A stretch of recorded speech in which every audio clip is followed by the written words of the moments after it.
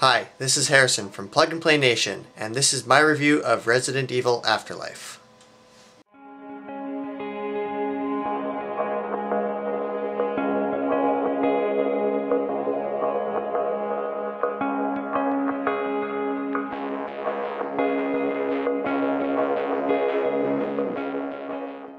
So let me start off by saying this movie was probably very highly anticipated by all the Resident Evil fans, mostly because it relates to the video games a bit more, and they actually shot this one in 3D and it was actually very cool. They actually gave us these 3D cool glasses that I saved from the movie.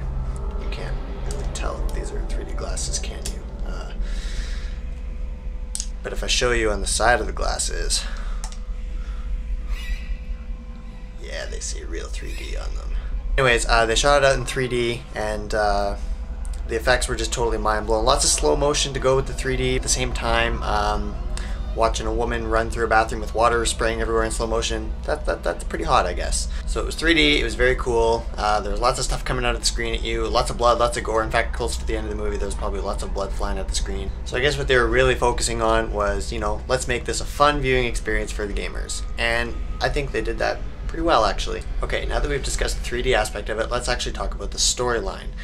It's supposed to be closer to the video games. They're trying to take the series into a new direction. They even added a little bit of a cameo at the end of the movie. I can't tell you guys who it is, of course. I don't want to spoil anything for you. Basically, the storyline, it's kind of slow at first, you gotta admit that, but once you get through the whole slow storyline, you know, these people meet these people, hey, this is going on, that's going on. Once you get through all that, it's basically just, you know, all action after that. Like, the action doesn't stop. One of the best things I liked about this movie was that, oh, Wesker is back and he is a badass. I mean, you look at the third movie, he's just kind of like sitting in his chair. Continue your research, Doctor. Well, it is still your research. That's kind of boring. Like in the third movie, that Jason O'Mara, or is it Jason O'Mara? I can't remember.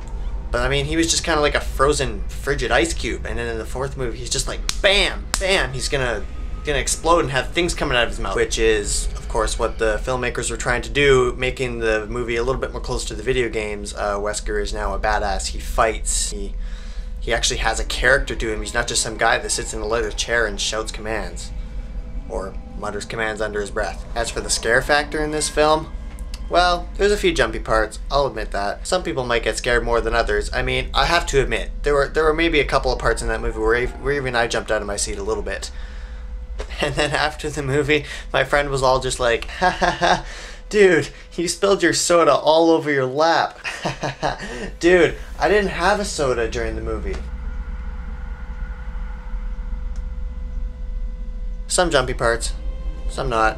I think they were kind of focusing more on the gore and all the special effects and stuff just to please the gamers. And it seems to me that the direction they seem to be taking this series, especially even with the video games, it's not really a zombie movie anymore. It's kind of like a weird guys walking around with things coming out of their mouth movie. Haha, that sounds like a bad porno name. Another great addition that they made to this movie was Wentworth Miller playing Chris Redfield. You may have seen him from Prison Break. So now we got both the Redfields in this movie, and they're both kicking some serious ass. Now let's talk about this character Alice for a bit. I know, all of you guys are just saying, oh, why do they have to keep Alice? She's such a stupid character. She's not even from the video game. But to me, in this movie, Alice's character kind of changes a little bit from the last movie. She actually seems like an entirely different person almost. She's still got her badass fighting skills. Now, in my opinion, since I've heard so much that they're going to take the series in a new direction, I'm thinking they're probably going to drop Alice a little bit sooner than we expected. So you put all these characters together into this one film, you just kind of mesh them all together, and you get an action film that's based on a video game. What more could our target audience want? So all in all, if you want to go see a good movie that has blood and gore, good action, good special effects, then this movie is probably a good movie for you to go see. Now, I haven't actually rated movies a lot before, but I would probably give this one an 8.5 out of 10. But only because there's no nudity in it.